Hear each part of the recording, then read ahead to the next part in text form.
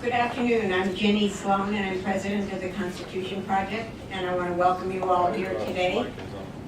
And I want to thank you for your interest in our report on militarization, which is a very hot topic these days. And I want to just make a couple of thank yous. One is to Reed Smith for hosting us today and for providing this lovely spread for us. And the second is to a group of lawyers at Latham and Watkin who really did an excellent job in putting this report together and working with us to make sure it's absolutely a superb piece of work. So thank you very much to both firms. And now let me turn the program over to my colleague, Madhu Grewal, who is going to moderate the panel. Thanks so much for the introduction, Ginny. Given TCP's background in bringing together diverse groups from the right and the left, we felt like we could play a role in policing. So in December of 2014, we began gathering a group of former law enforcement, military officials, legal experts, and advocates to examine policing issues. For nearly 2 years, I've been fortunate enough to work with this fantastic group of people, and I'm so pleased that one of our members from our committee joins me today. Over the last year and a half, the committee has studied issues ranging from the constitutional implications of the use of military equipment by law enforcement to civil liberties and privacy concerns that arise with the use of body-worn cameras. The committee submitted testimony to the President's Task Force on 21st Century Policing and has weighed in on the implementation of reforms related to the acquisition by state and local law enforcement of military equipment from the federal government. I'm excited today to have our wonderful panelists joining us to discuss this issue. We will not have a federal government representative, unfortunately, but our panel of experts will certainly be able to fill in the gaps that the Department of Justice would have done were they able to attend today. Moreover, we realize that some of you are experts on this issue, but some of you could also use some background materials on this topic. To that end, we've distributed copies of our report, which I hope you either have had the chance to read, or if you haven't, we hope that you will read once you leave today. And we also have excerpts of the recommendations issued by the Interagency Law Enforcement Equipment Working Group. You'll hear us referring to the working group's recommendations regarding the federal programs that transfer military equipment to local law enforcement. Some of those federal programs include the now ubiquitous 1033 program, but there's also a number of other programs and grant programs that allow for the transfer of military equipment. And so again, you'll hear us talking a little bit about that. That working group was created quite recently in January of 2015 and has created a list of prohibited equipment that can no longer be transferred to law enforcement.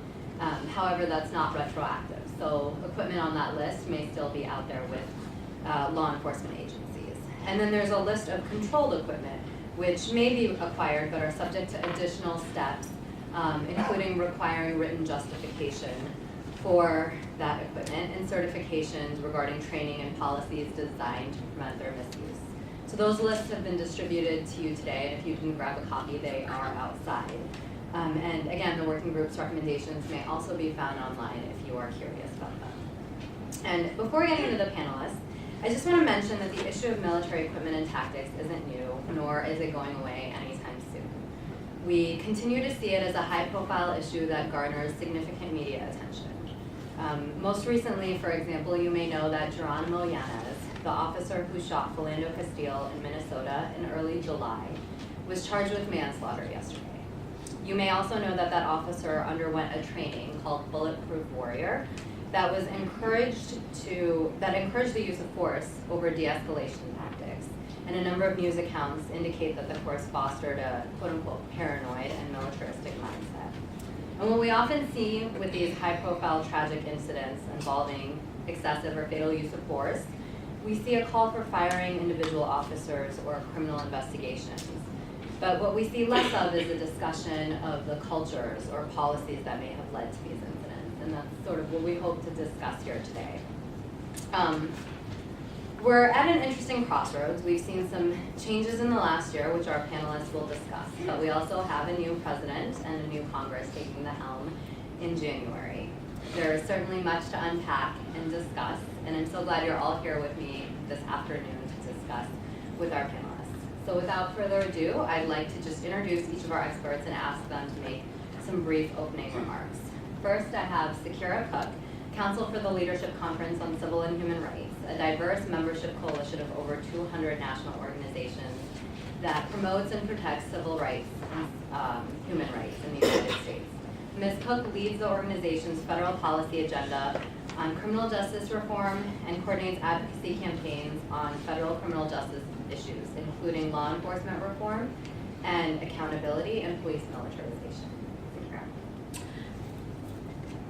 Thank you. Good afternoon, everyone, and thank you to the Constitution Project for inviting me here today. As was mentioned, my name is Sakira Cook, and I work at the Leadership Conference on Civil and Human Rights. For those of you who don't know who we are a coalition of about 200 national organizations that work on a variety of civil and human rights issues, not just work in the criminal justice arena. So we do education policy, employment, discrimination work, transportation. We work at the intersection of every major civil rights issue. We've been around since 1950 and have been involved in federal advocacy since that time and involved in the passage of legislation, every major piece of civil rights legislation, including the Civil Rights Act of 1964, the Voting Rights Act of 1965, the Americans with Disabilities Act, etc. My work focuses on looking at the entire justice system along its continuum, so beginning with policing issues, including militarization, but also looking at sentencing reform and reentry issues as well. Mainly advocacy with Congress and the federal government to address areas of the justice system that we believe are operating in a way that disproportionately impact people of color, specifically African Americans and Latinos. So I'm excited to be joining this panel of esteemed colleagues and to talk to you about one issue that's really, from our perspective, at the intersection of our work around ending the war on drugs and police community relations and protection of communities of color and surveillance of communities of color. Thanks, Sakira. Thanks, Sakira. Chief Michael Anzalo is an Assistant Chief of Police of the Metropolitan Police Department based here in Washington, D.C. He's been with MPD since 1989 and served in a variety of assignments, including patrol and tactical operations, homicide and other criminal investigations, internal investigations, and the disciplinary review division. Chief Anzalo has also been involved in several high-profile investigations, including the D.C. sniper and active shooter at the Washington Navy Yard, as well as police-involved shootings and barricade incidents. Given his wide-ranging expertise as a law enforcement officer, we're thrilled that Chief Anzalo could join us today. Good afternoon. Can you hear me? All right, good. Thanks, to the Constitution Project for inviting us. Metropolitan Police Department, we've been around for a little while here in the city since 1861. We were enacted by President Lincoln, and Congress put us into action in 1861. So we've been doing this for a little while. One thing the Metropolitan Police Department has been known for over the years is handling mass demonstrations in particular. There have been several court decisions, Lively versus Coleman, today with a few, that has helped us kind of hone on how to do mass demonstrations. And we have police departments from all over the world and the country come to see how we do it in Washington, D.C. On average, we probably have about 4 or 5 demonstrations a day here in the district. Not large scale, but some of them can be large scale, some of them smaller. But we seem to make sure they're peaceful and orderly, and everybody gets their First Amendment privilege to protest and address their grievances towards the government. We're a police department. We're one of the largest police departments in the country. We're about a little over 3,700 sworn members right now, about 600 civilian members. It fluctuates from time to time. When President Nixon was here, he wanted to get up to 5,100 police officers, and at the time, there was a lot of civil unrest in the country, in particular during the Vietnam War. And that's why they wanted to raise it up to about 5,100. So it's fluctuated from a high. We didn't quite get to 5,100 back in the 70s, but a high of about 5,000 Lowest point, we were probably like in the late 80s. When I came on the police department, that's when crack cocaine kind of took hold here in the district. And we were probably about 3,600 at the time. The Metropolitan Police Department here in Washington, we are the city, state, local, sheriff, jailer, we do everything. So it sounds like we have a lot of police officers, but when you divide up the responsibilities that we actually carry out the functions of a state agency. And that stretches us pretty thin. We also have a duty to protect the President and the Vice President of the United States, as well as members of Congress, too. So our duties are wide-ranging. We've been fairly fortunate here in the district as far as crime goes. Back in the late 80s, early 90s, we were known as the murder capital of the nation. And that's come down significantly. I mean, not as far as we would like it to, but I think this year we've had 121 homicides to date, which is 121 too many. But violent crime in general has decreased over the years. And one of the things that we've started, I know people talk about community policing, and they treat it as a new phenomenon. Community policing has been going on since the 70s, or the phrase has been coined since the 70s. It's actually been going on quite a long time. And you'll hear a new phrase too that a lot of police leaders are touting, constitutional policing, which always kills me because, what were we doing before? I know when I went to the academy my first day, they gave me a little pocket guide that was the Constitution of the United States. So they've been doing this for a little while. But they'll call it constitutional policing. So there's different takes on it.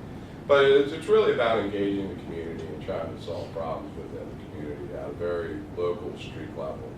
And when you do that, what you try to do is build trust. Now, it's not always easy for the police because, one of our primary missions is to enforce the laws. Unfortunately, when we do enforce the laws that are enacted by the legislature, it doesn't make everybody happy. So we're kind of caught in the middle sometimes. People are like, well, the police need to be friendly. We try to be friendly, but really what we try to be is courteous and professional. Sometimes that doesn't happen a lot in some cases. We're not going to sit here and sugarcoat anything. The policing profession, we try and clean our ranks, but we do have some, we do have some bad apples within our ranks. We try our best to get rid of bad apples. But there's a whole lot of other issues that go into the disciplinary system when you interject unions and PERB decisions in court cases and that sort of thing. So, but we do our best to try to do that. Now, as far as the militarization, please, I'm very excited to talk about the topic today. One of the things I noticed was the 1033 program. In full disclosure, the Metropolitan Police Department did participate in the 1033 program years ago when we bought 500 assault rifles. But the reporting process was so onerous with the federal government and everything else, we just decided that, we're not doing this anymore. It was, the reporting requirements were very onerous at the time. And just, getting the weapons and that sort of thing. But, the reason why we've gone to the 500 assault rifles was, it was right after 9/11. Terrorism, or a lot of the intelligence that was coming out, I'm sure everybody was here for 9/11. Some of you may have been a lot younger then, but I was here, and the intelligence that we were getting coming out of the CIA, the FBI, and everything else, it was pretty scary stuff, to be honest with you. I don't know if people quite remember the fear that gripped the nation at the time, but it was pretty scary stuff that we were getting coming from overseas, and a lot of it was from live sources. Combatants that had been captured, and intelligence streams that we were getting. So it was pretty scary stuff. The other thing, too, and really a bigger threat to law enforcement now is not only terrorism, but it's domestic terrorism. Proliferation of firearms and that sort of thing. People can arm themselves with high-powered type weapons, and unfortunately, what we're seeing, and I think the FBI has produced a report, more and more mass shootings in the United States. A lot of it's domestically. So I'm interested to discuss this topic today. I'm glad to be here with my fellow panelists, and I look forward to discussing the issues. Thank you. Thank you so much, Chief Cavallo. So our final panelist, Mayor Shai Kahlo, we're so lucky to have Mayor Kahlo joining us today. He happens to be in DC, but he's actually based in the San Francisco Bay Area, where he serves as the Chief Growth and Community Engagement Officer for the nonprofit Rocket Ship Education. More relevant to our topic today, Mayor Caldwell served as the mayor of Berwyn Heights, a town in Prince George's County, Maryland, from 2004 to 2015. In 2008, while he was still mayor, he entered the national conversation on policing and militarization when a county SWAT team invaded his home. Mayor Caldwell's subsequent efforts and successful lawsuit following the raid led to the nation's first statewide SWAT team oversight law and reforms to local police practices. He is also a member of TCP's Committee on Policing Reforms, and his voice and input as someone who's been directly impacted by these issues has served invaluable as the committee developed its recommendation. Mayor Caldwell. Good afternoon. It was July 2008. I had just recently been elected to my third term of what would ultimately be 6 terms as mayor. But like most mayors, actually, I had a day job and just up the street from here. And I came home one night to get to a community meeting. But first I had to walk my dogs, because that's the deal. So I got out of the suit, got in shorts, it was hot, got the dogs walked, got back in my house. I was putting the suit back on, I got down to my boxer shorts when a SWAT team invaded my home. They blew through the door with a battering ram. They killed my 2 Labrador retrievers, one from behind with an MP5 submachine gun. They tore our house upside down, terrorized my mother-in-law who was with us at the time. They were searching for a box of drugs that they had in fact intercepted and delivered to my house, which they found unopened in front of a living room window. I just brought it in with the mail. And it became pretty clear to them that we weren't drug traffickers like we thought. And the story played out with great detail that you can find online if you're interested. We did, some good things came from it. My family found justice relatively quickly, and considering we're very blessed in that regard, we sued the county and the sheriff's office. We were able to enact some meaningful reforms. We passed the nation's first SWAT team oversight law. Some good things came from what was a horrific incident. But as I think back about it, and I have a pretty good memory for detail, I remember, a few minutes into this, long journey, a moment of clarity as I kneeled at gunpoint with my hands bound on my living room floor, just thinking that there had to be a terrible mistake. Something horrible had gone wrong. And so years of investigation and exploration, 150 hours of depositions later, the big headline news point for me was that there wasn't a mistake. Actually, we confronted business as usual. The fact that deployment of paramilitary operations in our communities are routine. To quote the county sheriff, who's now a member of the Maryland State Legislature, the guys did what they were supposed to do. The county executive at the time, who I'm now pleased to say is in federal prison in North Carolina, he said, well, we cleared them in the end, so it all worked out. But as I think about what I learned about it, it really came from the voices of the individual officers, all of whom I met later, beyond that evening, through their depositions, and heard them tell the story of what they did to us really was routine. It was called partial interdiction. The unit that intercepted the package and delivered to our house with a SWAT team and a warrant, they did this 3 times a week, 150 times a year. It's what they did. They didn't need to look up an investigation before they sent a SWAT team to my house. They didn't know I was the mayor. They didn't Google me.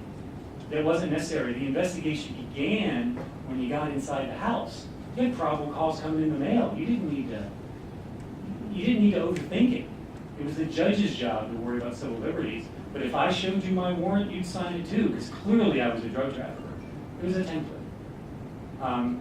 So ultimately for me, this whole story, and I'm papering over a lot of it, is about something has changed in the way our law enforcement operates in this country. I sadly, before July 29, 2008, didn't know that, and I was a third-term mayor. I had a police department. I fired police officers. I wasn't an uninformed participant, but it took a SWAT team coming through my door for me to sort of wake up to it. And sadly, the last 8 years have, I think, has made this national conversation much more vivid. Because really what was different about my case was I was a relatively affluent white mayor with 2 beautiful black Labradors and I will admit a beautiful wife, and I knew how to talk to the media. And people paid attention. Honestly, that's what shocked the police in my case. That someone cared, that someone paid attention, that there were consequences. But in truth, when most times when these things happen, absent a video or some unusual circumstances, no one does. And so I think it's really important that we spend meaningful time examining not individual instances, but a pattern of behavior that has really shifted our police in this country to something from what it was to what it's come, into what it's become, and the incentive and forces that drive it in that direction. Because it didn't get there overnight, it didn't get there automatically. There were larger dynamics in place that helped us get there. So I'm pleased to be part of the conversation. Thanks, Mayor Cabo. That's actually a great segue into our first question. And you know, we touched on this culture of militarization. You know, some argue that there is this culture, while others argue that it's just another way of portraying law enforcement with a broad brush, when the reality is that there's just some bad apples that don't represent the majority of law enforcement. So I'd love to hear your perspectives on that, and whether there's one that you agree with, or whether there's some sort of middle ground there. From all panelists, sorry.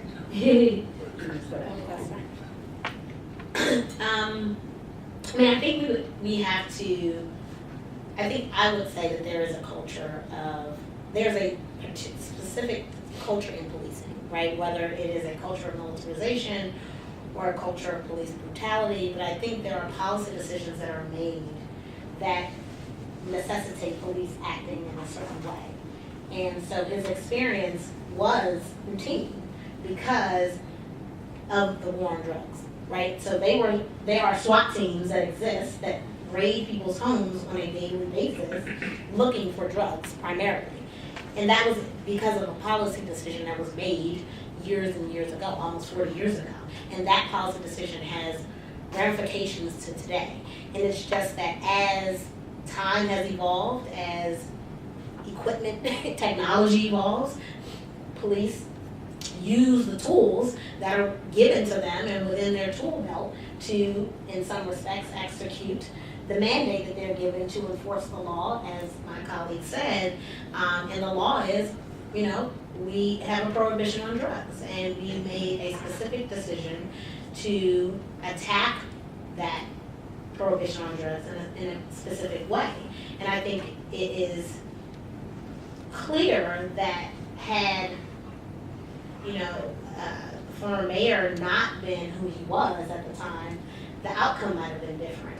If you look at Ayanna Stanley Jones, whose story is out of Michigan, who was shot in her bed after a SWAT raid on her home, African-American young girl, I think she was 7 years old at the time, killed during a SWAT raid on her home, which I think it was actually the wrong place of residence or something to that effect. But she didn't get justice. Those officers did not go to prison.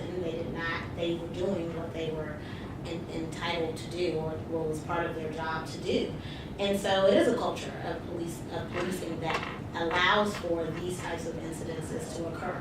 That allows for the Baltimores, the Fergusons, the Baton Rouges to occur. That allows for MRAPs to be driven down city streets in America. I mean, you know, those are things that we think we would see only on television, some far, far away land, but we are seeing it in our backyard. Now, luckily, I'm a native Washingtonian. I was born and raised here. I've never seen a tank on my street, so thanks to the MPD that they haven't done that. But if they hadn't decided that it was too onerous to report information, they might have had an MRAP, and they might have decided to deploy it. I have no idea. I can't speak for them. But they, at some point, did participate in the program, and they very well could have acquired type of equipment that I think shouldn't be on city streets and shouldn't be used to address protests by unarmed civilians. Yeah, I don't think we're finding any tanks. Good, great. Should be all right. Yeah, I mean, I understand. I think as far, it's like everything else. You can't paint one particular group as a broad brush. You hear of particular incidents that occur, across the country. There's about 800,000 police officers in the United States for a country of about 320 million people. It's hard to paint with a broad brush. And I hear these stories that come out. It hasn't been my experience here in the district. I can only speak for the district in particular. Sometimes you will use a SWAT team, not necessarily for a drug raid. We rarely ever do that. But it's more for a barricade situation or an active shooter is usually when we deploy our SWAT team.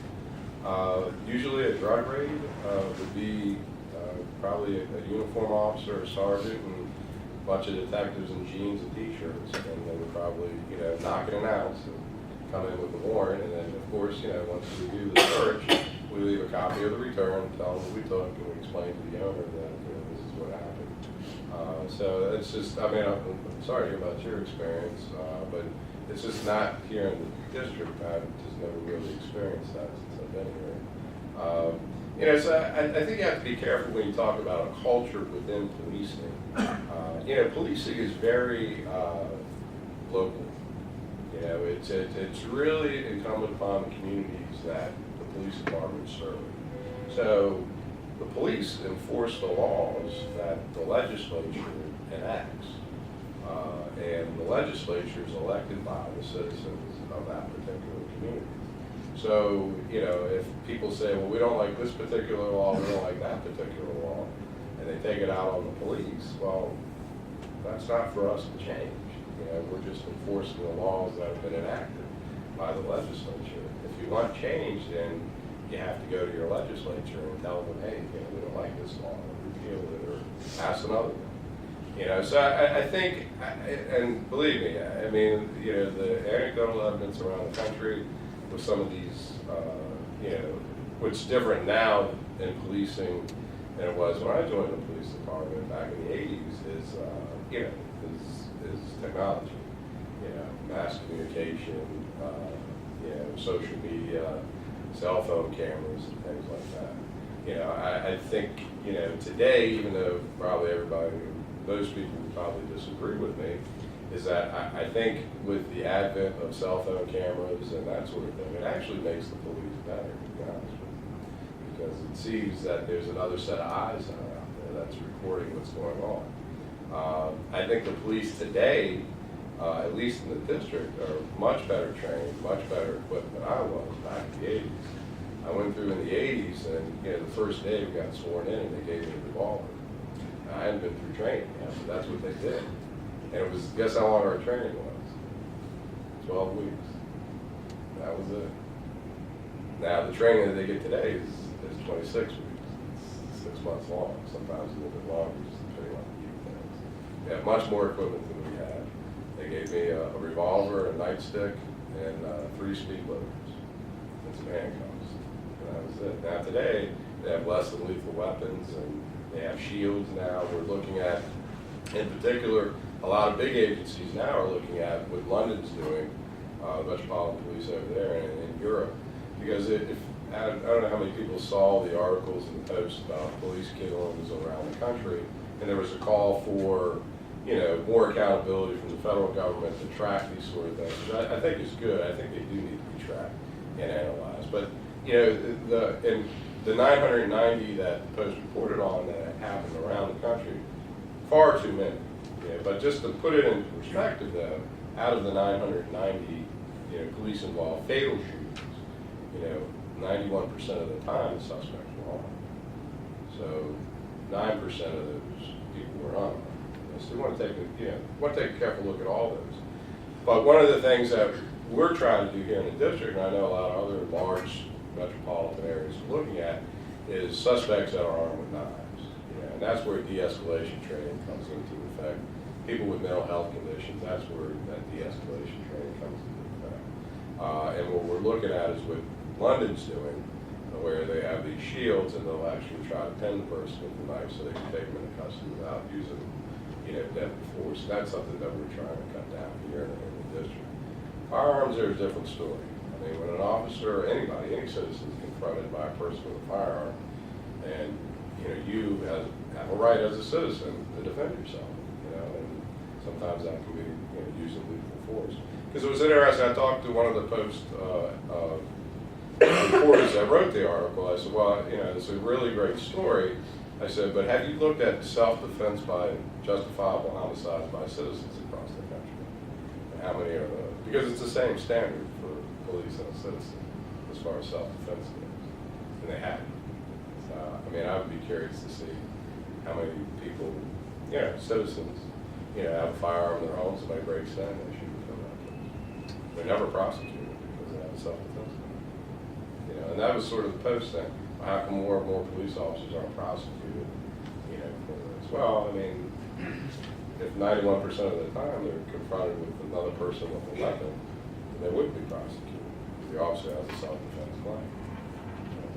But yeah, I'm leery about painting the whole police departments across the country with a broad brush, saying that there's a culture of militarization and a culture of this and a culture of that. I think it's very local, and I think it's very specific to the agency. One of the things I noticed in your report when I was looking through the agencies, because I looked up the District of Columbia before I came in here, to make sure we hadn't bought anything recently, and we hadn't. But all the agencies that under the 1033 program in the district, they were all federal agencies in Boston. They weren't the local police. It was the federal government, or not buying, but getting the military equipment.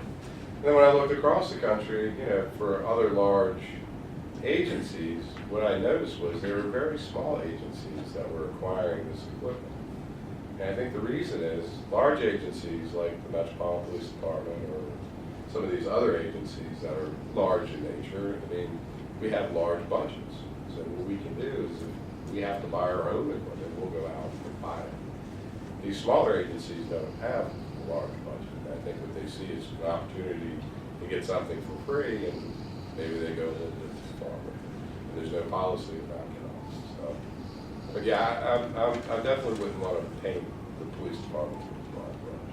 I think it's very local and very specific. Considering that I started with an anecdote, I will acknowledge that I'm actually not a huge fan of them. I much prefer sort of comprehensive data. So let me give you recent data and then back up a little bit. I don't think any jurisdiction in America established a SWAT teams for the purpose of serving warrants. I've never heard that. But when we did the first comprehensive look at a state in America, which is Maryland, based on the law that we were able to pass in 2009 after my incident, we got hard data for the first time. We learned that over 90% of all SWAT teams are deployed to serve warrants. The majority of them are deployed to serve Part 2 offenses, not Part 1 offenses. Those are search warrants, to be clear, not arrest warrants. So they're investigatory devices in the state of Maryland. That was pretty consistent over years of data. It's just stayed that way. And that's after Prince George's numbers came way down after my incident because they did away with some reforms. In Prince George's County, they actually were more likely to force entry than they were to arrest someone inside. Just think about that for a second. It is a violent act to blow open someone's door, and you would like to think that you have a high likelihood of a criminal on the other side, but if you're not making an arrest, either there's no one there, in which case the danger was low, or you're not finding what you're coming for. So it begs the question, when you start looking at, this is data sets of 1,650 deployments a year in the state of Maryland, give or take. How did you get there? So why did they set these things up? Well, they set them up for, high emergency, active emergency situations. But they did this in the civil unrest of the 60s and the early 70s, sort of the being tough on crime, sort of the Nixon administration, sort of the Rockefeller Republican sort of mindset. But what happened with the war on drugs, I think you started introducing perverse incentives into this process, where suddenly Nixon declared the war on drugs and Reagan funded it, and it came with real resources. And so I think three big ones that you have to look at is one, just a lot of federal money, burn grants or justice assistance grants, which are large, set up often multi-jurisdictional task forces, which are often small agencies joining together to create SWAT teams. You also have asset forfeiture laws, which is like free cash through this federal civil system, not the criminal system. And so money is coming to agencies that really doesn't have the oversight. It's like it operates like a grant. So it's not local tax dollars going to fund this type of behavior. It's grant money, and I think that soft money doesn't get the same level of scrutiny. And then you add 1033 programs and other things that are sort of pushing out this culture of militarization. At the same time, you're fighting a war. You put in play a number of perverse incentives. Then in addition to that, it is true that most law enforcement in this country is a creature of state government, not federal government. Most people are in jail under state laws, not federal laws. The federal system is very small. But if you want to go to the state legislature, which I certainly have done multiple times in my life and did in 2009, where just to create some basic oversight of SWAT teams, I had to deal with the fact that the Fraternal Order of Police, the chiefs of the chiefs of police, and the sheriff's associations unanimously opposed what we were doing. Getting legislature to pass over their objection was huge. Systematically, in the state of Maryland, there is a law enforcement officer's bill of rights, where if you, as a police officer, do anything, you have 15 days before you have to file a statement. 15 days. Like in the world, this is the system that created Freddie Gray. Like this is, you can shoot someone and you don't have to talk to anyone for 15 days. And this is your employer. This is not First Amendment. Your employer can't make you file a statement for 15 days. Like, there's no class in the state of Maryland that's more protected than police officers. It is not the same for a police officer than someone in self-defense. There are systems put in place, and why are they there? Let's be clear. Police unions negotiate them. They push them in the legislature. They have collective bargaining agreements. There's a structure in place that, so if you have perverse incentives that drive you in one direction, and you have protections in place for police, you actually have the recipe for culture problems that develop where there's no accountability. Because who's policing the police? Those are important questions. And some agencies are better than others. It is localized, but there are forces pushing us in the wrong direction, and rather zeroing in on one officer who did something bad, and they often do. You have to look at who hired them, who trained them, who led them, and how did they get there? Because they may have been the person that pulled the trigger, but they may not really be the person responsible, or it may be a larger system that's responsible, and that's what we have to unpack, because we didn't get here through anecdotes, we got here through larger forces that are driving us in a direction. Thank you all so much. And I think that gets to our second question. You've actually been providing very nice segues to each question. We want to make sure that we talk about the reforms, and particularly in light of the fact that police militarization and excessive and fatal use of force have been at the forefront of our national conversation. And I had mentioned earlier, we did have a representative from DOJ who was unfortunately unable to make it at the last minute, but Secura is an expert in his own right on these issues and has definitely worked with the Department of Justice and this interagency working group quite frequently. So I'd love for you to tell us a little bit about, particularly since Ferguson, there have been movements on the ground, and both by the administration and some of these federal groups, to implement some reforms. So I'd love to hear you just explain to a lot of folks who maybe aren't as familiar with them what those reforms have been. Sure. Before I do that, I just want to push back on something that I heard you say. I want to agree with you on the first thing that you said, which was that the federal government should collect data, right, on these incidences and on police-civilian encounters, whether they are traffic stops, pedestrian stops, or use of force incidences that result in death or do not result in death. And the Washington Post has its version of counting those types of incidences. There's also the Guardian newspaper that has counted police civilian encounters that have resulted in death, and they have a count last year of around 1,100 deaths, right? Some of them unarmed, some of them armed.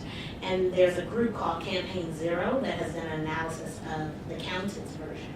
And they found more than 90% of those who were killed by police being unarmed. I think it was more around half of the people that were killed by police were unarmed based on that number. Different analysis, but this is why we need some sort of more, right? These are people doing statistical analyses of news reports, basically. There are people who are counting news reports, so this is why we need the federal government or somebody to count this in a more uniform way so that we have better statistics on what is actually happening. But I would say that the presence of a gun does, in my opinion, does not necessarily mean that the police should use force. And I can't say that that is the case, because look at Philando Castile's case in Minnesota. He had a legal right to carry the firearm, and he had a concealed carry license, and the officer shot him 7 times, and he is now being indicted for shooting him 7 times because he had no reason to believe that he was, his life was in danger by the mere presence of the gun. So we have to be clear about when we say the person had a gun, that automatically means that use of force is necessary before we go down that rabbit hole. So just wanted to say that. But as it related to the law enforcement equipment working group, so after the president's executive order in January of 2015, this agency group called in a number of stakeholders. They met with police, they met with civil society, including the Leadership Conference and many of our coalition members like the ACLU, the NAACP, the Legal Defense Fund, the Brennan Center for Justice, faith groups like Friends Committee on National Legislation, to talk about what happened in Ferguson, to hear from us what the concerns were from citizens on the ground who had experienced being tear gassed by the Ferguson Police Department and other police departments that were working with the local police department, what the experience of having tanks roll down the street in Ferguson was, and what we thought, what recommendations we had for the working group to rein in some of the transfer of this equipment. And through that process, we gave them a set of recommendations, and they took recommendations also from law enforcement. And they came up with a report that was released in May of 2015, which detailed a process for reporting for how a person or how a police department could collect this type of equipment. They created 2 lists, a control list, so they put different types of equipment that had to go through a formal process of request, of review, and of reporting in order to obtain it, and then also a prohibited list of items that would no longer be able to be obtained by police departments. And on these lists, there are things like, so on the prohibited list, for example, there are things like bayonets. Why a police department needed a bayonet, I don't know, but Baltimore PD had a bayonet. Just to put that out there. Bayonets, tracked armored vehicles, camouflage uniform, grenade launchers. Why you would need a grenade launcher, I'm not sure of, but grenade launchers, weaponized aircraft and vessels, etc. And then on the control list, there were things that they felt were, more reasonable for police departments to acquire, but needed some more processes in place in order for them to acquire. And, I understand the idea of reporting can be onerous, and paperwork is, to some extent a problem, but I think that the fact that paperwork can be onerous and reporting can be onerous should not prevent us or prohibit us from knowing that there is a need for accountability. And the way that you get accountability is by having processes in place to ensure that things that police departments are acquiring are the right things and for the right reasons, and that there are clear controls around those pieces of equipment. What are they using them for? Are they training their officers on when to deploy them and how to deploy them and when it's appropriate? But things on the control list were breaching apparatuses that are used by SWAT teams, as we've heard. Command and control vehicles, probably for situations like when you have active shooter situations. Armored vehicles, wheeled tactical vehicles, 50 caliber rifles, etc. Telescopes, riot gear, etc. So these were the recommendations that were put forth by the working group. And since that time, since the recommendations were released over the last year and a half, we've consistently engaged with the Department of Justice, with the Office of Justice Programs that convenes this working group, with law enforcement to talk about these items. Because of course, you know, there's still disagreement about what should be on the prohibited list and what should not be on the prohibited list, and what should be on control and what shouldn't be on control. And we believe there are things that they missed that should be on prohibited, that are not prohibited right now. And just to note, I mean, these are items that real departments, police departments have. And it's not just small police departments out in the middle of nowhere. I mean, LA County had 3 grenade launchers. LA County had an MRAP, and an MRAP, if you don't know what that is, it's a mine-resistant ambush vehicle, right? So this is something that's designed for IUD explosions or protecting people inside the tank from IUD explosions or random ambush attacks. And this is something the military uses, I would imagine, during war, right? So, but there are places in our country, Fresno, California, LA County, like I said, had 3 MRAPs. They had 3 grenade launchers. Baltimore had a few MRAPs and grenade launchers. These aren't the types of equipment that you would think your police department would need. And we talk about terror, right? And as you noted, and I would agree with you, that domestic terrorism is probably the biggest threat to U.S. citizens in this country. But we also don't talk enough about what that means. Like, what does that mean to be, who are the domestic terrorists, and what does that mean for us? Because people think about domestic terrorism and they think automatically about Muslims, right? Because that's what they hear on the news. They think, oh, it's the Muslims that are among us that are the domestic terrorism. But in fact, actually that's not true. The data, there are organizations like the Southern Poverty Law Center that puts out a report, well, a special report every year that talks about terrorism, domestic terrorism in the United States, and it tells you that the #1 threat to U.S. citizens are white nationalist groups. And these are white supremacy groups that are domestic terrorists that are the #1 threat in the United States. It's not Muslims or any person of faith, and that they're actually Christians, right? So I think we have to we can't just use this terminology and think that it's okay, and it's an excuse for allowing certain types of military-style weapons to be in our communities and among us, without the community having any sort of understanding or any sort of ability to weigh in on that process. And that's one of the biggest recommendations that our organizations have put forth, is that communities should have control over what types of police equipment and what type of police surveillance equipment, quite honestly, is being deployed in that community, right? What is the police department acquiring? We should know ahead of time. We should know why they're acquiring it, why they want it. There should be hearings, there should be community town halls to discuss these types of things. It just shouldn't happen behind closed doors. And then we find out about it when I walk out of my front door and I see an MRAP rolling down the street. That is not the process that should be employed here. So, thank you. Thanks, Kara.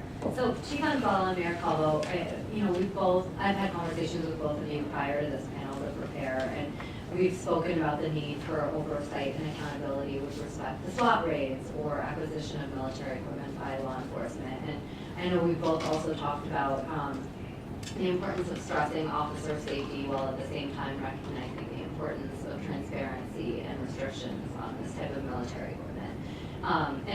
And we've also talked about that tension that exists, right, between this legitimate need for some equipment in truly exceptional circumstances and the need for communities and the public to be able to actually trust their police departments, and as Sakira mentioned, be able to actually understand the equipment that their local police departments have and have some community input in that. So I'd love to hear from both of you just a continuation of the conversations we privately had about the resistance to reforms, and why it appears to be so difficult to find that common ground and that tension that currently exists.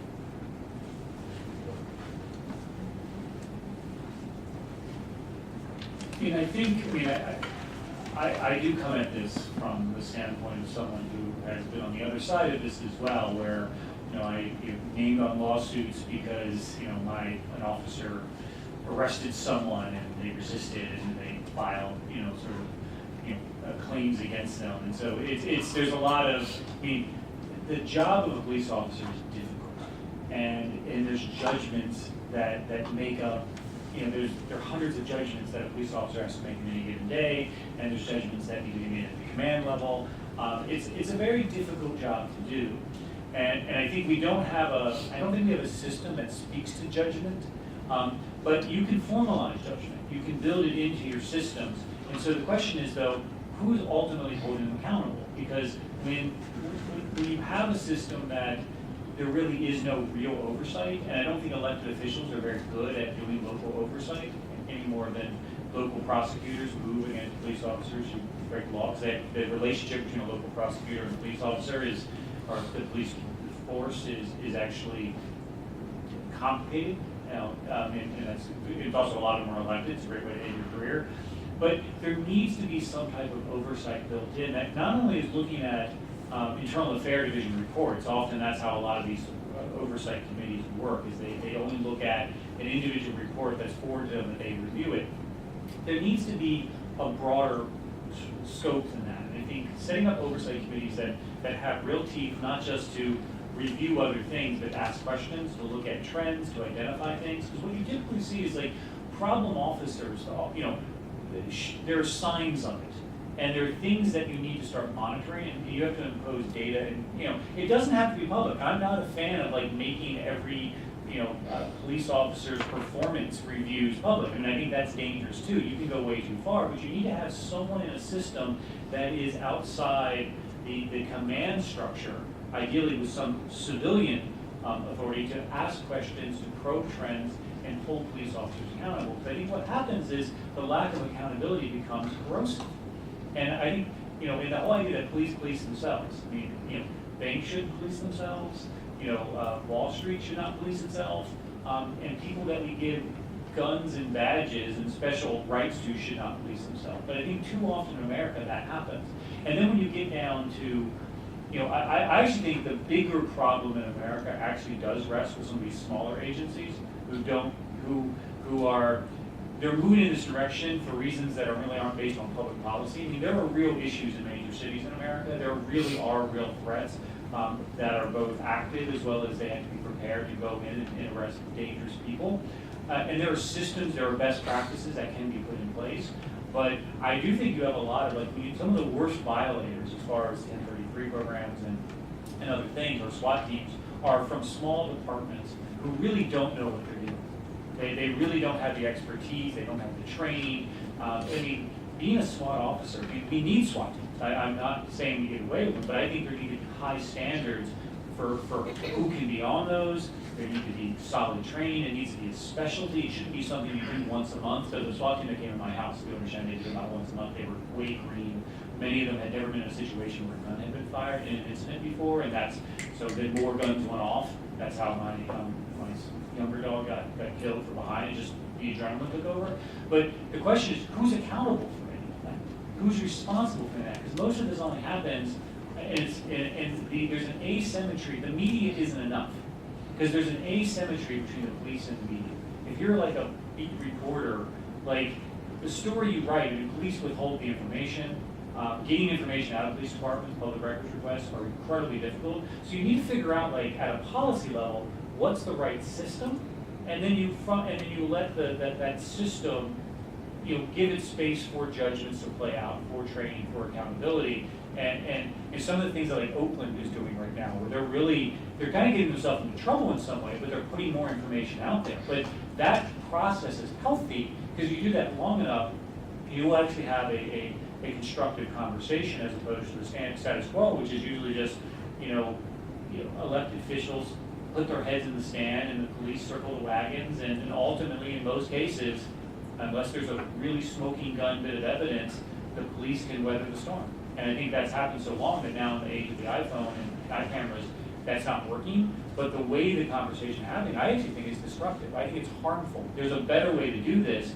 What the current conversation around this is really an outgrowth of the fact that police departments, too often, not always, some are better than others. Actually, I think I'll say Metropolitan Police Department here in DC is on the better side of this. some of the neighbors aren't, but, you know, that's probably they're trying to keep it the way it was, and they're not embracing change the way they should. One more thing, like, the blowback of like putting cameras in vehicles for police initially, that the resistance at that level was so high. And today you can't take them away. Because what you find when you put cameras in police vehicles is criminals incriminate themselves on camera. It's actually super helpful. But like, how do you get cameras into interrogation rooms? How do you get cameras, on body, like how do you get more transparency? Because I actually think police officers are protected by that, but each stage of reform they resist until it becomes common, in which case they actually see the value of it. It would be better to make this a cooperative, constructive conversation than imposing reforms on them in an adversarial way. Yeah, I guess part of the thing that I agree with, transparency and oversight of police agencies. Here in the district, and I can only speak to the district, we have a mayor, city council, 435 members of Congress, and 100 senators, and the President of the United States. So any one of those individuals could pick up the phone and call the chief of the Metropolitan Police Department and say, hey, I want you in my office, tell me what happened. And that's what happens. And then the Appropriations Committee for the district gets on the mayor, gets on the city council. And so the district is fortunate and unique. We have a lot of oversight, of the police department. Everybody wants to know what's going on with the police department. We've had the Department of Justice in here. We've had a number of different reforms take place.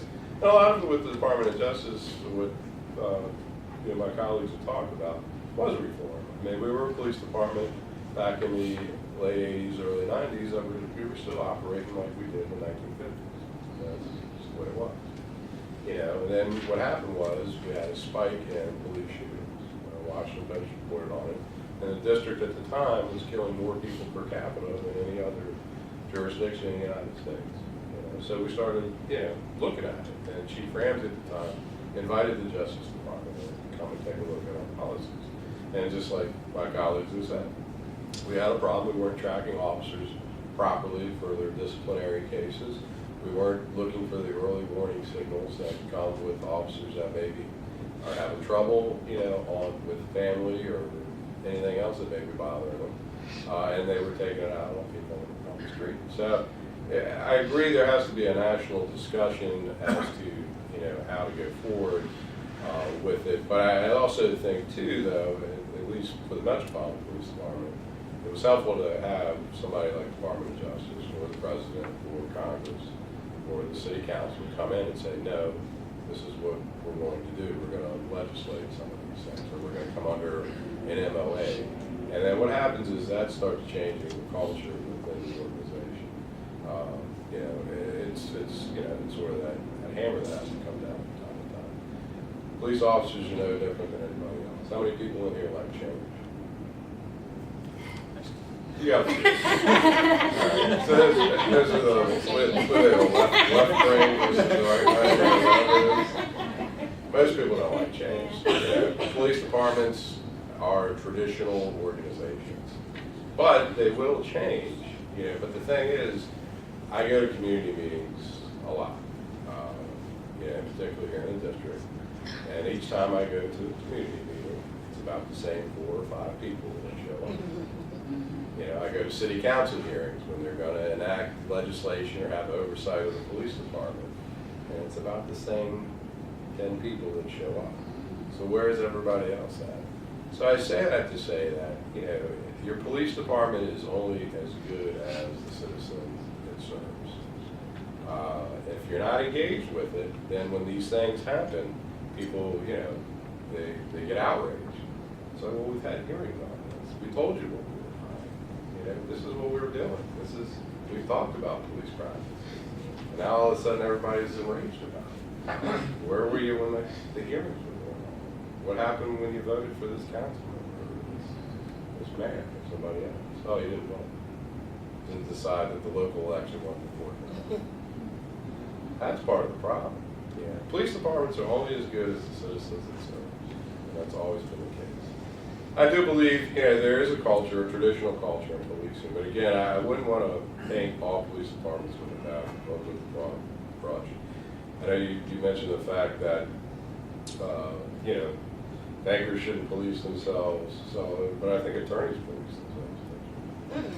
You have a bar association, but they're made up of Other attorneys. exactly. Yeah. Okay. Other attorneys and judges. And doctors, do they police themselves? Right, and they're made up of. Well, there's also, they have to. Yeah. But But we have you have to ethics go to law committees, we have to school go and- to yeah. continuing. I'm the I spent ethics. 3 years in law school, Well, you know, I'm the ethics 26 months, officer I don't for the- carry a gun. I'm the ethics officer for the District of Columbia Police Department, and I went through Johns Hopkins training, and different trainings like that, but I'm still a police officer. So attorneys do police themselves, doctors do police themselves. Don't let that, because I've been asked to sit on different task forces for different police departments, and they bring me in, hey, this guy's from the outside, he's the outside expert on policing. Well, guess what? He's a police officer. So I think we need to have a real conversation as far as when we're talking about policing professions. How many citizens sit on the Bar Association? How many people sit on citizen oversight committees? We have a citizen oversight committee here in the district that are appointed by the mayor. I can tell you, a lot of the citizens that get appointed by the mayor don't show up to these meetings. So I say all that to say I agree with my colleagues on some of the points. I just want to caution against painting this with a broad brush. I think it really has to be looked at, localized or geographically, what's going on. Now, as far as training and that sort of thing, I think that's where you're seeing a sea change in policing. One of the things that these articles have brought out, especially around use of deadly force, is police departments are getting much more statistical speaking because the technology has improved. We're able to capture these incidents, actually analyze the data. And where we're seeing where we can make a difference, and this was several years ago, but we were looking at the people that were actually shot and killed. So of course, 90% of them had some sort of drugs in their system. There was some sort of altered state that was going on with them. The other thing was the mental health piece of it. A lot of them were mental health consumers. So we instituted and kind of swept the country, they call it a critical incident team or critical incident officer. So we started training our officers to handle people with mental disabilities, and our police shootings started to drop because it was about freeze the situation, get some distance, and some cover with yourself. Because statistics have shown nationally, I think PERF put out some statistics, the likelihood of using deadly force goes down about 80% when you've got 3 or more officers on the scene. Does that make sense? So the more police officers you have on the scene, what happens is you can contain it, slow it down, control it. That's when you start getting into the verbal skills, the verbal commands, or even just using less lethal force like a taser, or mace, or the person gives up. What we're looking at now is these shields with subjects that are armed with knives, and most of the people that we've shot that are armed with knives were mental health consumers. They use that as weapons. So instead of shooting them, what we're trying to do is slow down the scene, get some more police officers on the scene, try to verbalize with them. There's different techniques that you can use with people that are mental health consumers to get them to calm down. And then, unfortunately, we have to rush them and take them to custody. We're not killing them, but we're still taking them to custody. And there's just one other point. One thing about the cell phone cameras that you see, you're seeing pieces of an incident. Sometimes you might actually capture the entire incident, but you're seeing pieces of it. And one in particular, there was a woman with a knife, 5300 block of Clay Terrace. People are around, police officers are called there. All you see is a woman holding the knife, and she's coming towards the officer. The officer's backing up. People are screaming at her to drop the knife, drop the knife, drop the knife. So she starts advancing on the officer, and he shoots her. He wounds her, he doesn't kill her. But what it didn't show was that she was high on PCP. She had just set her apartment on fire with her 2 kids inside, and she had come out on the street. So that's what that piece did not show. The officers knew that when they got there. So that's sort of the thing. You have to take these social media clips at face value, but you also have to understand there's a whole lot of, sometimes there's a more to the story that's actually out there. And unfortunately, the media, fortunately or unfortunately, it's a double-edged sword with the media. I think the media has done a good job of highlighting this issue and bringing it to the forefront when people are talking about it. But the other side of it, too, is people are seeing that, oh my God, the police have this way all the time. That's just not the case. Thanks. So I want to just give everyone, I know that we are running out of time. This hour has really actually flown by. I had a number of other questions on training and oversight and reporting requirements that I just may not be able to get to, but I want to have all of our panelists just answer this final question, and then we want to open it up to the audience for a brief Q&A session. So we know, and this has been mentioned, that community policing is not a new concept, and neither is the idea of SWAT team raids and the use of military equipment and tactics. That's been going on for quite some time now. What do you think has happened in the last 2 to 3 years to bring these issues really to the forefront of the public's attention in a way that's garnered significant media attention and led to some reforms? Now, whether or not we agree they may be significantly meaningful, right? And moving forward, particularly in this new administration and new Congress, how do you see these changing or remaining the same? I think I touched on this a little bit about how we got here and why these issues, although they're not new, have really come to the to the forefront and why they're really at the top of people's minds. I think, as Chief Anzalone mentioned, cell phone video really, and the advent of cell phone video has really allowed for people to experience the things that have happened across the country and often unreported in the same way have happened across the country to experience it real time and to sort of awaken a sense in them that this isn't right, and is this an epidemic, right? Is this just a one-off, or is there more to the story than sort of anecdotes of different incidences? And it's been consistent, right? Since, I think since Ferguson, where I think for the first time Americans saw these types of equipment on American streets in a way that they probably didn't think was possible. I mean, I know I was in Geneva at the time, actually, and watching it online, and I was still, I mean, it was surreal. It was like, is this real life? Is this really happening in a small town like Ferguson, Missouri? And then it's happened consistently since then. We've seen Cleveland, we've seen, shootings in Ohio, in Minnesota, in Louisiana, in North Carolina, and it's been this onslaught of incidences that have sparked protests and uprisings from citizens, and then you've seen the responses to those uprisings to be quite militarized in some respects, and people don't expect that to be the case in America, in a democracy such as ours.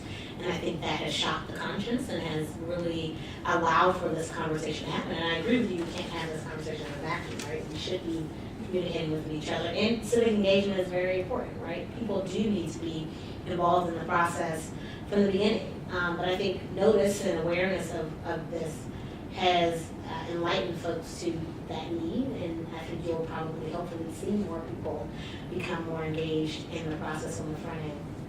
And then with regards to what's next and what this new administration or Congress means, I mean, the Congress to some extent is the same. I mean, we're going to have some new members that are coming in, but we had a Republican Congress last year, and so in that respect, there were pieces of legislation that were introduced, some bipartisan, to try and curb some of this type of equipment. They didn't go very far, but I imagine those things will continue.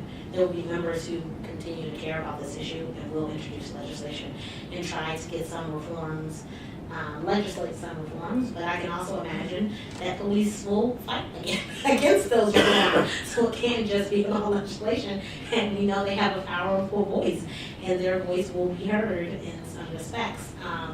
And then with this, new administration, I think we really don't know, unfortunately, where this administration will be. We can anticipate that they might not be friendly to reform, given their champion of law and order as the sort of staple rhetoric that they use throughout the campaign, which would signal that they are very pro-police, which is why you have the FOP and others endorsing the current president-elect.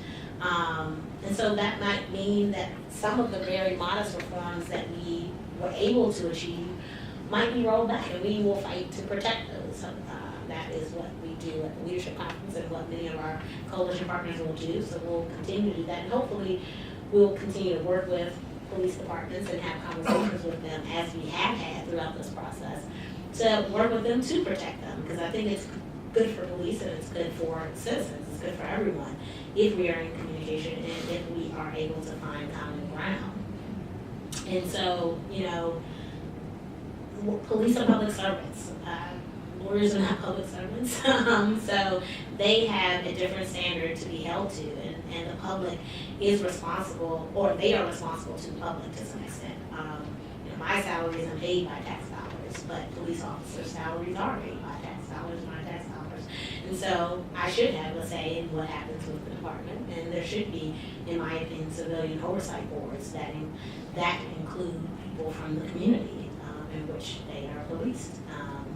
And people should be engaged in them, and police shouldn't find that as counter to their mission, but as a means of supporting their mission and supporting their ability to do their job in a professional and courteous manner, and working with the community to achieve our common goals of public safety and ensuring everyone's right to exist in a free and constitutional democracy. So that is what we will see happening and we'll hope to have happen.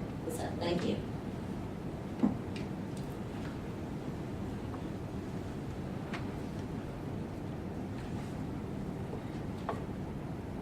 I'm pondering what I'm thinking about what you had to say. I just, it's such a big question to sort of try to take off. I do think that social media is certainly a big part of it. I think there's an empowerment that has happened in some communities. But I also think there are other forces that are sort of coming to head. I mean, crime, the incarceration epidemic, I think has sort of hit a critical mass where it's done such devastation to so many communities. And it also has become so expensive, it's sort of created a space for bipartisanship that, is good at a very narrow level. And I think it's probably the thing that sustains this as an ongoing conversation in Congress. I don't know where the new administration will come down on it, and I won't pretend to be very optimistic there.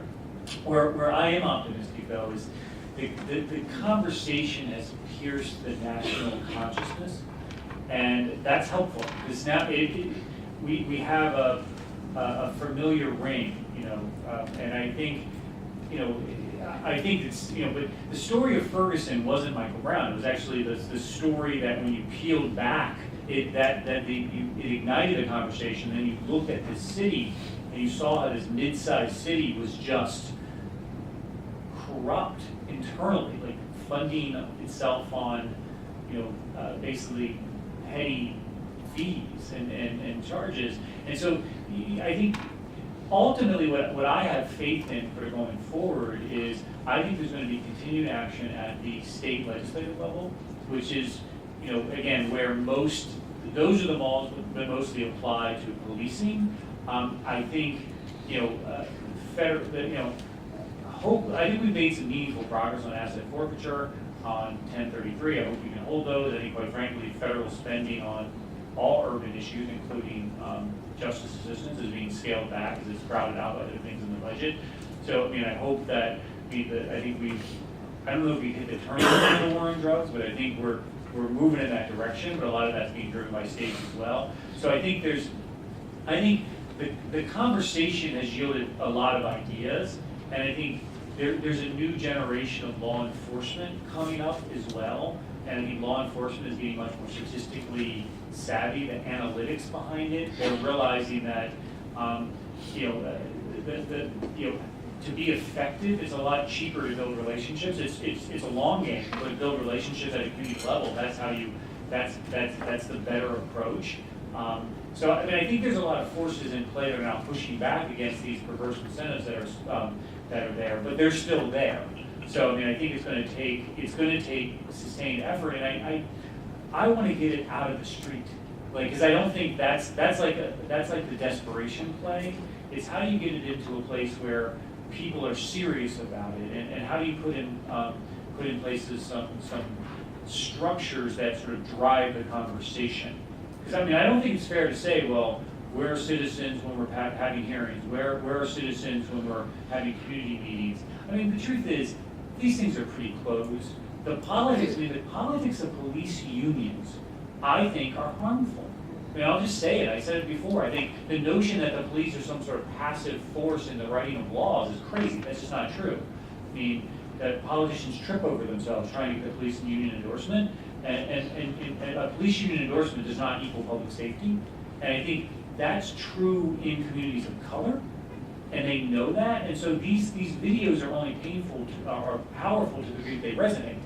Like, an anecdote that doesn't ring true doesn't have any resonance, but when you see something on video that is consistent with your life experience, and you're motivated by just rage, you respond.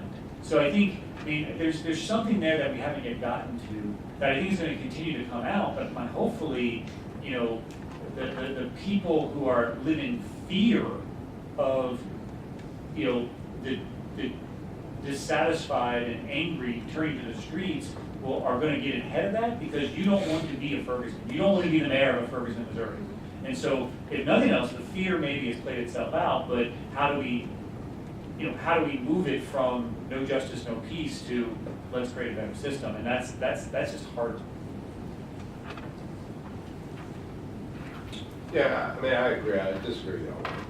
I mean, I think communities have to be engaged. They have to come out, and they have to voice what's going on.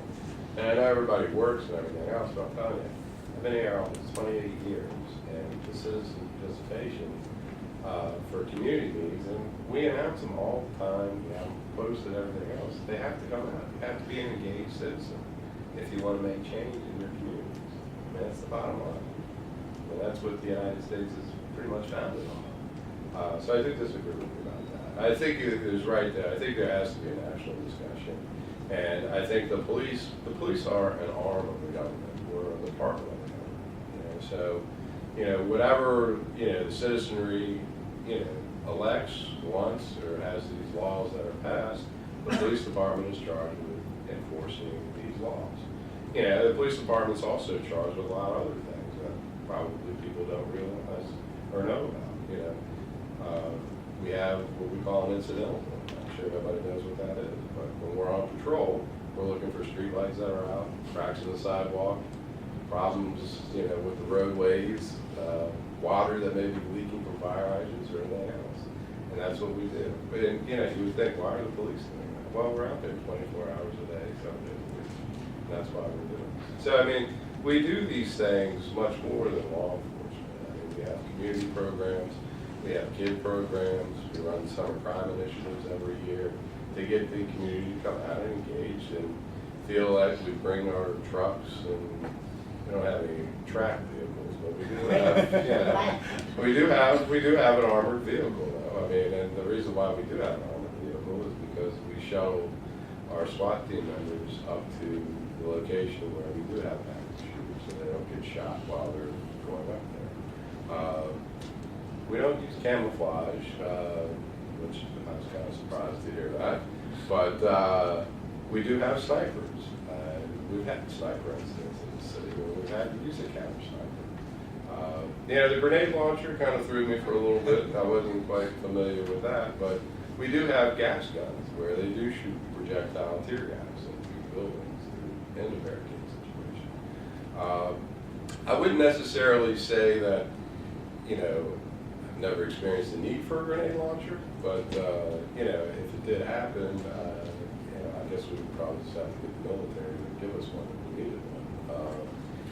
I don't know what the other police departments do with them, but I mean, you know, the 50 caliber round, I was a little surprised by that, because I mean, I was in the service and that's what we shot airplanes and tanks with.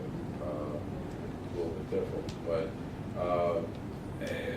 I can't say that there's never a need for any of these things. You know, anything's possible. It's just not probable, to be honest with you. But we do have the weaponry to take out a mass shooter and that sort of thing. It's funny because, you know, I think I was telling them to do this, is that, you know, people get up in arms about automatic rifles or, you know, M16s, and now they call it AR-15s in the hands of law enforcement. It's a rifle that shoots a .223 round. You got about a 30-round capacity in the magazine for it. But, you know, it's deadlier than a rifle. We've been carrying them for years and years and years. It's a shotgun. Oh, there are lots of those that they get too. Well, I just didn't listen. well, That's actually reasonable. to be honest with you, a shotgun is more deadlier than an assault rifle. They get a lot of those as well. It shoots, well, I mean, but it does. The round in it has got 8.32 caliber pellets that are inside the shotgun. If you fire that in a crowd, you're going to take out a lot of people. So it's. I mean, they're weapons.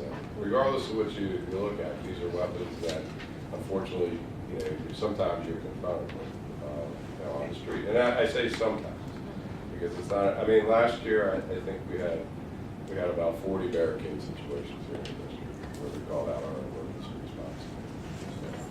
So, it's on the low side for DC. And I know that we're running low on time. I really want to be able to get to a few audience questions, so I think we'll start here and then move over here. We have a mic coming around. I don't think I'll need one. My name is George Bollinger. I want to thank Ms. Cook for addressing the subject of today's. I'm sorry to interrupt. I think we do need the mic because we're videotaping, so we just want to make sure we hear your question. Thank you. My name is George Bollinger. I want to thank Ms. Cook for addressing the subject matter of today's conference. I enjoyed the comments of everyone here. As a former administrator of the Law Enforcement Assistance Administration and a Deputy Associate Attorney General, I want to make an observation. First of all, if you look at the roster of the International Association of Chiefs of Police, the vast majority of police departments in this country are small police departments. And I imagine if you looked at the people that purchase this equipment, you'll see that they are small departments. I do think it is a cultural issue. It is something where people like to feel the machismo of having this equipment, of being able to say they own some of these things. They put their logo on this equipment and they have it. Whether they know how to use it, and I like the idea in here, the one recommendation is if you have it, you better know damn well how to use it. And I think you need to be tested and it needs to be determined whether in fact you need it. So it is a cultural issue with many, many departments. It is something that is long needed and long overdue. So that's my comment. So I thank the panel for addressing this and for the government for being involved in this. Thank you so much. I think this lady to your right had a question, if you wouldn't mind handing the mic over. Sharon Bogart, Voice of a Moderate. Many years ago, 6 men barged into my hotel room in the middle of the night, and today I have a PTSD dog that's a black lab. So you really touched my heart with your story. And I got to meet somebody else that was swatted. That's what they call what happened to you. And they too suffer PTSD. So I really do believe that there needs to be some sort of remedy for people, especially when they're used for warrants. And I was told by that person that the cities and counties that have it have to use them or they lose their federal funding. So a lot of the issues stems from the fact that they have to have so many SWAT raids to keep their federal funding of that equipment. And I wanted to know, has that been addressed in this report? Because I believe that Washington does deserve a SWAT team, and you need one here. But some of these small counties, you know, they need a tank maybe for the 4th of July parade, but they really don't need tanks. So is there any question about or comment about the federal funding and for people to have SWAT raids to keep the funding? I think it's, you know, the federal programs, burn grants or, you know, justice system grants, and the the asset forfeitures. I mean, there really needs to be some type of federal oversight, even federal reporting associated with that. I had a number of conversations, and there are things in the report that speak to sort of creating systems of accountability. Because right now, like honestly, with Justice Citizen Grants, you really have to report like how many people have you arrested and how many, what assets have you seized, which is typically how many drugs have you collected. It's that there are perverse incentives based on those monies as opposed to other types of frameworks that get to good reporting. I mean, the federal government doesn't have the ability to compel state officers to do things. That's unconstitutional, but it does have the ability to say, as a condition of this money or a condition of this authority, you have to do things. And honestly, the feds have not put any strings or oversight on this. The strings on the federal highway program are extensive. On this, it's just like it's a free grant of authority, and so local folks aren't paying attention to it because it really doesn't affect them, and they don't realize it how it affects them perversely because they're not paying attention. I think we have time for one last question over here. I want to thank the panel for taking your time to do this. I agree with you, Chief. Say your name. It's Anzalo. Anzalo, Chief. So I agree with you that the citizenry definitely needs to be engaged, and also that mechanisms need to be in place so that there is more accountability. And by accountability, I mean teeth, real teeth. But I will say this, that I'm going to push back on that fact that you said police officers don't police themselves. I'm going to say that, different than attorneys and different than doctors, police officers have the power of life and death on their head every day. Attorneys and doctors have to have insurance requirements. And in addition to that, if any misconduct that they have, if they get disbarred or lose their license, it makes it very, very difficult to get their license or in another state or in another jurisdiction. Whereas with police officers, the certification requirements are different as they go from state to state. So what you said was factually accurate, but contextually incorrect. But I appreciate your input. In my research, what I found out is that Ferguson is the equivalent of the Edmund Pettus Bridge. What has happened on the Edmund Pettus Bridge opened up America's eyes to what was called police brutality. And now today we see that with Ferguson, we've seen this militarization of police that has, in fact, under the Obama administration, been increased 24 times prior to his administration.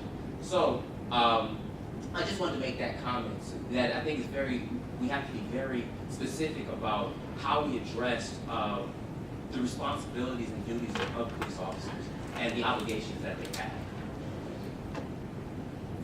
All right, well, it's past 2 o'clock. I want to be mindful of your time and our panelists' time, but we will stick around if you want to come up and speak with any of us for a few minutes. Thank you so much for coming, and we look forward to hearing from you if you have any questions about our report.